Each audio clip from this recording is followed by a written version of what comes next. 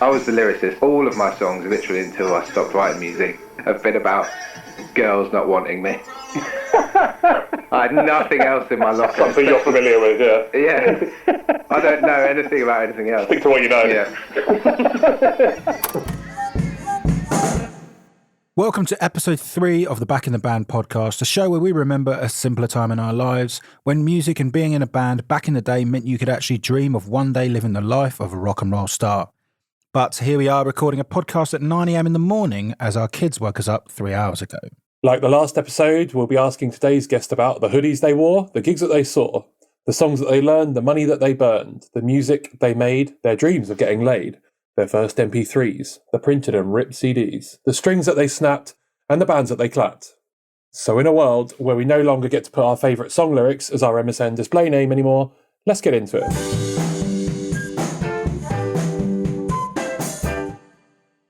Lee, episode 3, here we go. So we're in the middle of Christmas right now, which if this was 2001 would mean we're already reading the Kerrang Christmas special for about the 5th time in a row of boredom, right? Any particularly rock and roll moments for you this Christmas so far? I mean, I was really racking my brains when I was thinking back to how rock and roll this Christmas was. But yeah, it's been a lovely Christmas break so far. If I had to say what my most rock and roll gift was, it's probably just the endless craft beers people seem to buy me. I think that's just all they know me as is craft beer drinker. But I did have a bit of a YouTube session last night. I got about half an hour in, a glass of red. I was watching this TV show that had Billie Piper in, true rock and roll star. So I ended up watching Billie Piper videos, a bit of Jessica Simpson came up, and then a bit of Savage Garden. And then I was like, I'm going to call it a night, mate. It's 10:30. I'm knackered. Is that because you want to? Oh, that song is actually crap, by the way. I was listening. I thought I was hoping it'd be good. How about you, mate? Did you get any plectrums or anything fun in your stocking? No, well, funny enough, I've actually still got the ones I stole from Fridge Fest in 2001. But no, I got Lilac Wars on the N64, some HMV vouchers, and a Sound King amp from Caddington Music Store. So that came with a free bass strap, so really happy with that. But yeah, actually, in reality, got some tickets to go to an alcoholic coffee making session with my wife in a couple of weeks, so excited for that. But yeah, all very grown up. But we don't want to be grown up, do we? We want to remind ourselves of everything that happened years and years ago. So if you remember on the last podcast, it was great to know about Ollie and Bostock, and that reminded me of Fridge Fest in 2002, I think it was, which, funny enough, featured the amazingly popular these days Andrew Tate on the drums for Scenic Sunlight. I'd say notorious rather than popular, but it did blow my mind how famous that man is now. But yeah, he was there, and we did meet him quite a lot. Fridge Fest, though, that was an odd gig. Can we even call that a festival? Well, it was called Fridge Fest because the band who organised it were called Fridge Mower, which is obviously a ridiculous name in the first place, but let's embrace that more by calling the whole festival Fridge Fest. I even remember thinking a lot about what I was going to wear that gig and decided on some really baggy jeans and a Nike vest of all things. So yeah, obviously not going to get much better than that, is it really? So let's move on, I suppose, after that, and remind everyone that if you have enjoyed this podcast, please subscribe and rate the show 5 stars or even a 4. We'll probably still take a 4. Happy with the 4, in fact. We're, of course, on Apple Podcasts, Spotify, Google Podcasts, and now got an Instagram with the handle of @BackInTheBandPod. So without further ado, let's get going and introduce today's guest.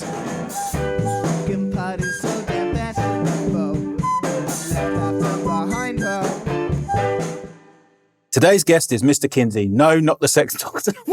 I'm sorry. Dr. Alfred, are you talking about?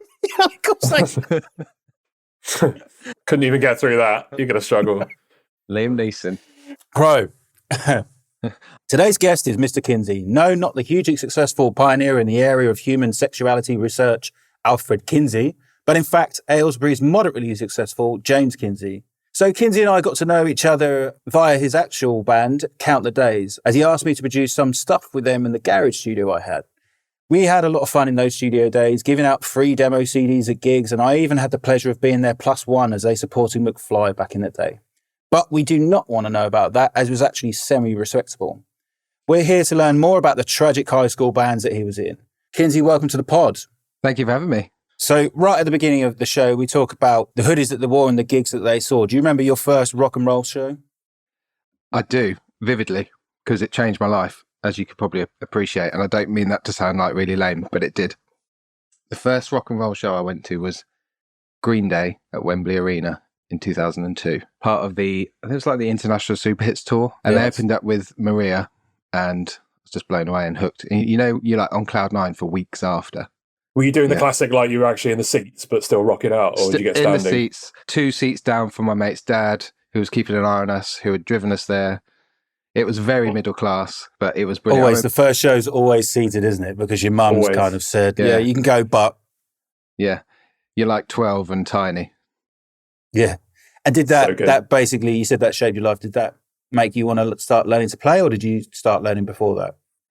So we were playing before that, but I think it changed my life just on the desire to go and actually do it properly. There's nothing like live music. You can hear Green Day on, you buy your CD and put it on your CD player. But yeah, this is like, it intrinsically made me want to go and play music and just be music, until I got to the point where I was like, this is just pathetic now. I need to start living a life that isn't wanting to be in a band and meeting random men that are going, yeah, I'll record you, mate, in my little garage. Tell us about those bands that you started in. So I'm assuming you had a few, right? Yeah, so when we were around 12, 13, when I got my first guitar, my dad gave me a Gibson S1, and it was so heavy. It's like from the 70s or something. Plugged it into an amp, and I was really expecting that distorted Blink Green Day sound, but it was just a lead into an amp, just clean. Sounded horrific. Classic. I basically burst into tears. I was like, Dad, what on earth is this? So I was in a band at school called Point 4. It was the 3 of us. We were terrible. The first gig we played was the school Mayfair. And tell us about, where did you get the name Point 4, by the way? I honestly have no idea. I think the guitarist... Was there 4 of you? There actually wasn't. I think we started as a 4-piece, but it turned into 3. I was on bass and singing. So yeah, we never changed to Point 3. We recorded a cover of All the Small Things by Blink in my mate's room on his PC. Do you remember those long mics that came out really long and just had a little mark on the end? Yeah, I remember them.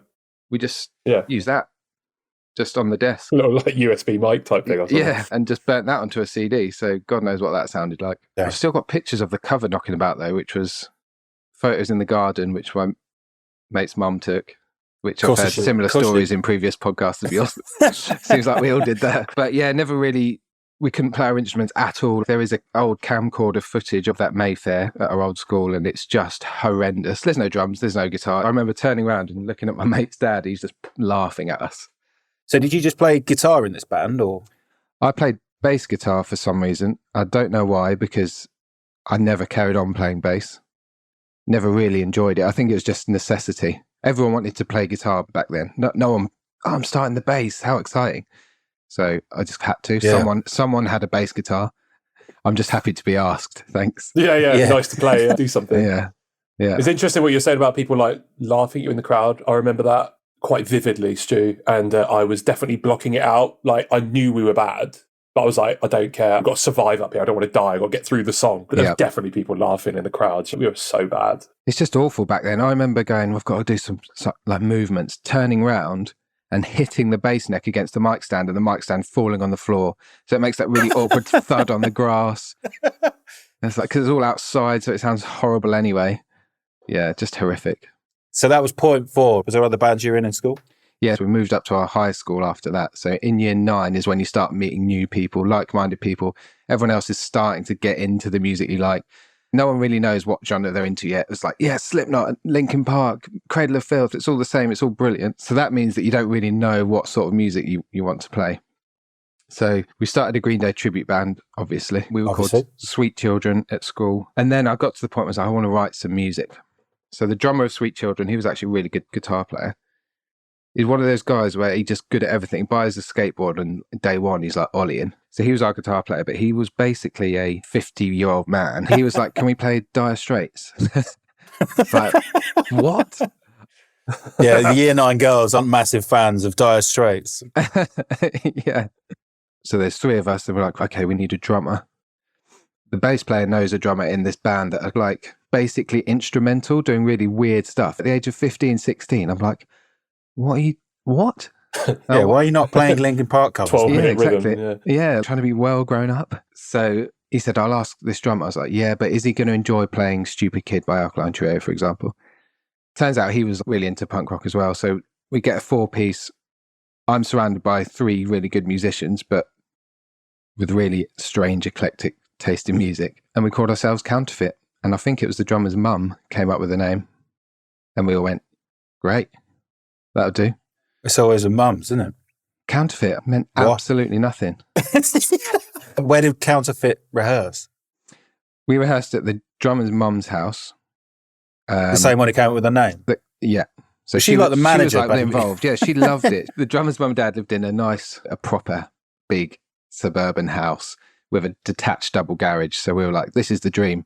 This is written in the stars. We're making it, lads. Look at this rehearsal room. So yeah, we'd practice there for an hour and a half, go inside, sit around a table and drink cups of tea, which I absolutely hated. I always thought tea was, again, for old men. It's like, what are we doing drinking tea? This is mental. But I don't know if you had this, getting a lift to band practice was always the worst.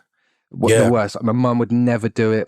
In fact, the bass player's dad, he didn't like me much at first, and I have no idea why, other than I was like new to his son's friendship group. And he used to just drop me off on a bypass, just a random part of the bypass, and go, okay, get out.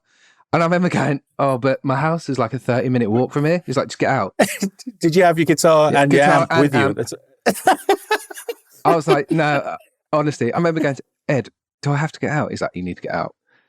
Because his dad was just like crazy. And I remember thinking, I can't be in this band. This is so mental. I now remember that everyone would turn up at rehearsal and it'd be like, start at 2:00. And it got to about 15:15. We'd be like, where is he? Where's this one guy? Yeah. And then you should be chasing them on the phone and you're knocking your 3310s or whatever. Oh, yeah, I couldn't get a lift. No one's here to give me a lift. My mum said no. And you'd be like, we're all here, you fucking dickhead. Like, couldn't you have told him? Yeah. Fuming for that reason. Could you not have just told us? Yeah, absolutely. It was a nightmare. I remember someone refusing to pick us up once because Meppershall, we all lived in Olsey pretty much. And Meppershall was a good, I don't know, it's like a 10-minute drive, but to walk, a nightmare. No one came to get us. So we had to walk home in the dark with our guitars and amps down, again, a bypass. It was just insane. I remember one time my mum was like, fine, I'll take you. Put the key in the boot to open it like the old day. None of this clicky stuff anymore. Snap the key inside the boot. So she's already livid. Now she's like having heart palpitations just because we want to get to band practice. If our parents really cared and they thought we were going to make it, they'd have probably supported drives like that. But they obviously thought they're probably not going to make it. Waste of time. So you're our first guest who actually wrote their own original music. So did Counterfeit write a few tracks? Counterfeit did. I vividly remember the first song we ever wrote. I was with the guitar player in his bedroom and he'd come up with this riff that was like a clean C chord, then to an A minor, then to an F. And I was like, blimey, this sounds nice and everything, but I'm going to try and write vocals over this. Because I was like, everything has to be major, everything's 3 chords, everything's distorted. I don't have time for a slight minor key progression, whatever. So that meant that our music was really bizarre. So that first song was all right. You were the lyricist, though. I was the lyricist. All of my songs, literally until I stopped writing music not long ago, have been about girls not wanting me. I had nothing else in my locker. Something you're familiar with, Yeah. I don't know anything about anything else. Stick to what you know. Yeah. I was going to say about your, I wanted to know a bit more about your EP, mate. How many copies are we selling here? We must have done about 20 copies, tried to shift a few around school. We were quite lucky, actually. Our school had a really thriving music scene. We had bands that I would genuinely look up to, and they were releasing EPs that I was like, sounds really good. So our EP meant nothing really. It was just kind of thrown into a pool of a huge group of bands that were releasing EPs. I use the term releasing loosely, handing out to girls going, well, listen to this. This might be about you. Begging. Yeah. What would you say was the peak of Counterfeit's existence? We supported Enter Shikari at Club 85, and that was like the dream because it was absolutely rammed, as you would expect. It's like 300-400 people, I think, packed out, and then loads of our mates were there. Everyone gets a free pass at the bar at a gig like that, so everyone's wasted on snakebite and doesn't know what day it is. So it was just a mad vibe. Just a crazy night. You come away from that gig going, we're probably going to make this. I reckon we're going to be famous. Definitely. I had a few of those moments, bizarrely looking back, thinking, why did I think that? I remember playing at Olsey Village Hall with a Green Day tribute band and people just enjoying it and going, yeah, great, we're going to make it, lads. That reception was special. We're just playing some Green Day covers that everyone's into. What was the most rebellious thing that you probably did in your school band days? So the most rebellious thing was there's probably 2. One is schoolwork, getting behind and just pissing off your teachers. And then my parents got called in a couple of times and my mum was like, that's it, you're grounded. I remember saying, I can't be grounded because we've got another gig at Club 85 and we need to practice. You grounding me it doesn't just affect me, it affects 3 other people. It affects the fans. Yeah, it affects the fans, it affects the bands, it affects the drummer's mum who will have the kettle on. And I remember begging my art teacher, please ring my mum and dad and tell them that I'm doing well. He's turned it around. He's like a new student. So I was like, please, I need to go to band practice. So I watched her go to the art room landline and ring my mum. And she did it for me, did me a solid. And I got to go. That's amazing. That's well good. So what was it about Blink-182 that just does it for you? It wasn't an initial thing. Green Day was definitely my first love.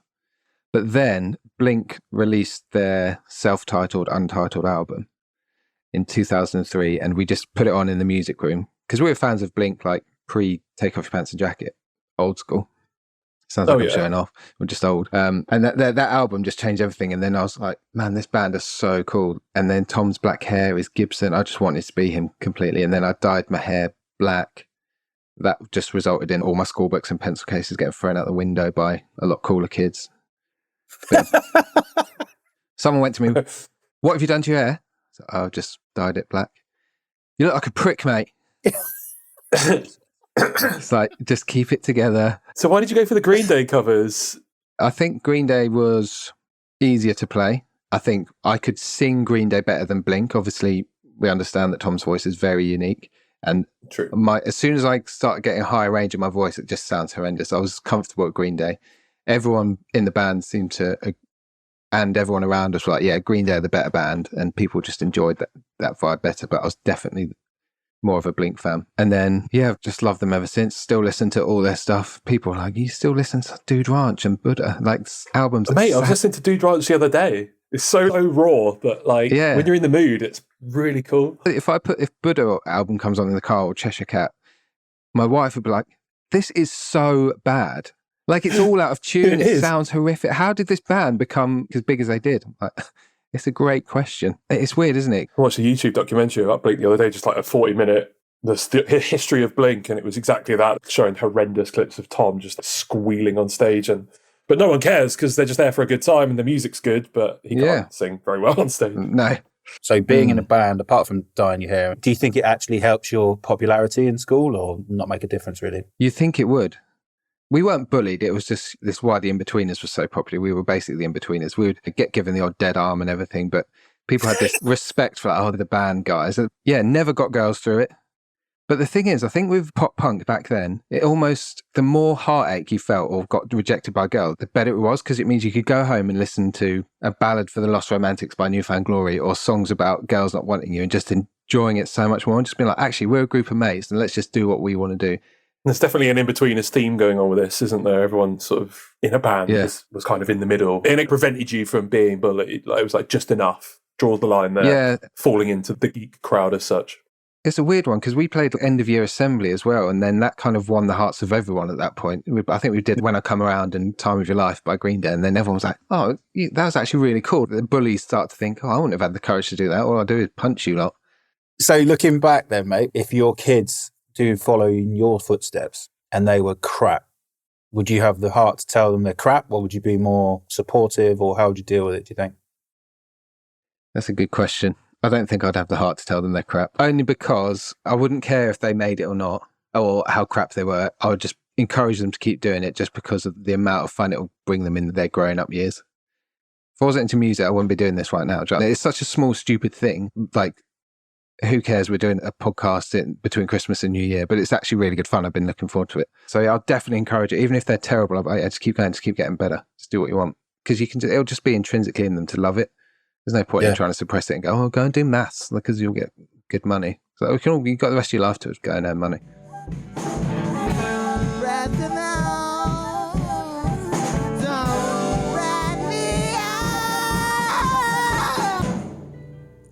Time now for our next feature that we call My Napster, where we ask our guests to contribute a track to our playlist that meant a lot to them. So, James, we want to know how you listened to that song and what's the strongest memory around that song. We will add this to our brand spanking new Back in the Band Season 1 Spotify playlist for all you goths and grebos to enjoy. So, James, let's go for it. What song are you giving us today?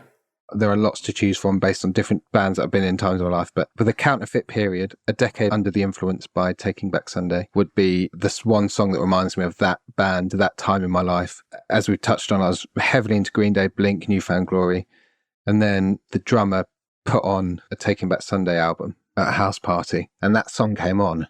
And I was like, what is this band? Honestly, I don't think I'd even heard of them. And just the double vocal, everything about it just blew my mind. So then we ended up covering A Decade Under the Influence in Counterfeit. And I just remember like the bass player took some of the vocals from me, and it was just completely changed the way we probably wrote songs after that, tried to make things more complicated, but we had a lot of fun playing that song. Then from then, I just became a huge Taking Back Sunday fan. It just reminds me of that latter school year time. Nice, love that. I haven't listened to them in a long time, so... That reminds me as well. You said the drummer put it on at a party. Was there girls at the party? Yeah.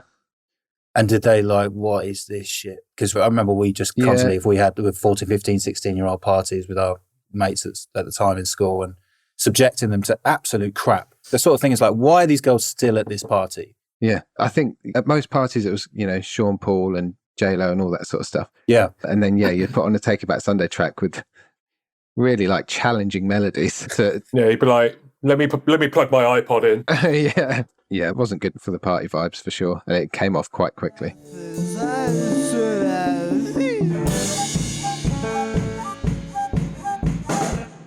So as a final part of the chat today, Kinsey, we're going to ask you a would you rather, so we can understand a little bit more about what makes you tick musically. So I've got two choices for you. You've got the rock and the hard place. I'm going to stick you right in the middle of it. First option, you could either have to listen non-stop to the entire back catalogue of the Beatles in your last day on this earth. Even with your last dying breath, you can hear the Beatles, Paul McCartney and John Lennon. Or never have had the chance to go to a Blink-182 gig, play their music, or even buy their CDs. You've just heard it, and that's it. You can't engage with Blink-182 in any capacity. What are you going for? Oh, that's a really hard one.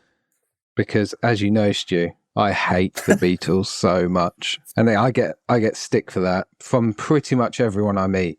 You got to stick with it now, though, haven't you? You can't back down once you've said a statement like that. Honestly, Lee, I've tried on my own, put them on in the car. What is the fuss about? And I just don't understand it. It's dreadful. Every single one of their songs makes me feel sick. So this is a tough choice then. He's done you a number here, mate. This is really difficult. Yeah. And what's the other one? I can't engage in Blink whatsoever. I just listen to them. Yeah, no gigs. You can't play their music. You can't buy T-shirts. You can't have their CDs or anything. You can just listen to it. If it's on in the background, it's there. You can't put it on. I'd have to listen to the Beatles for the rest of my life, I think. Wow. What's the worst song that, if that was your last dying breath, what would it be that would just kill you off? I don't even know the names of their songs properly. Would it be the Octopus's Garden? Would that? Yeah, maybe that one. Or it's like, hello, hello. Yeah, I don't know why you say goodbye once. Yeah, it's like, shut up. This is literally your last dying breath. You got to listen to that. Hello, hello. Yeah, I just don't. It's just not for me. And there are people that are obsessed. Obsessed. My dad he talks to me about the Revolver album. I honestly don't know it. Get over it, mate. Rightio, here we are once again. Another episode in the can, Lee. Any favourite moments from Kenzie's story today? Yeah, so it's nice to have someone with some seemingly more professional music experiences. So it's a bit different today. I enjoyed it. I particularly enjoyed hearing his stories about smashing into his mic stand with his guitar at a Mayfair gig. I don't even know what a Mayfair gig is. I sort of picture it, some sort of school fete or something, but that sounded funny. I think we can all resonate, can't we, with getting dropped off, with your amp and guitar at band practice and being asked to be picked up 2 hours later and sort of sticking around for dinner at your mate's house or something, right? Yeah, just because you couldn't ask your parents to spend their entire Saturday just waiting for you to finish your fucking band practice. But I remember being really pissed off if we couldn't get it the way we wanted either. Yeah, and like we said, they definitely did that because they thought they are actually shit. They're not going to make it. What's the point? I'm not putting the effort in. If they're not going to put the effort in, why should I? One more thing I was just going to mention about Kinsey. He mentioned something that I thought was really interesting at the start, just about live music being quite an experience and how that first hit him when he went to the Green Day gig and stuff, when he was going to his first gigs. I remember Matthew saying to me something once about this because he was quite a religious guy, went to church a lot when he was younger. I think he said he went to see Coldplay or something, and he said it was like a religious experience to him going to that because it was just everyone in one place gathering, singing, obviously, along to Coldplay tracks. I was just like, that was quite a good description when he said that. I was like, that is almost like what it's like your church, isn't it? As cliched and lame as it sounds, going to those gigs. That's why I go to so many still. I don't know what you think. Yeah, I really remember it. I'm sure everyone really remembers their first gig, especially if you're really into music. And funny enough, I remember being really nervous for the band. I went to see Incubus and I remember thinking, oh my God, they must be so nervous. And like, reality is they do this all the time. 1,000 times, yeah, exactly. But yeah, great memories as always. So time to wrap up on this third episode of the Back in the Band podcast. As always, do subscribe and rate the podcast as highly as possible. We'll even take a 3-star at this point. And of course, we'll be forever grateful. And as a way of saying thanks, Lee will send you the guitar tab sheet for Blind by Korn for absolutely free. We're already excited for the next episode and hearing about what it was like to be in a band in school and how music and the technology back in the day really shaped us as people. A massive thanks to Kinsey for being on the podcast today. If any of you have some suggestions, please get in touch on Twitter via @BackInTheBandPod or even on our new Instagram channel to @BackInTheBandPod as well. If you know us and you'd like to be a guest on the podcast, just say hello and we'll give you our MSN ID to set up a group chat to get things going. Thanks for listening.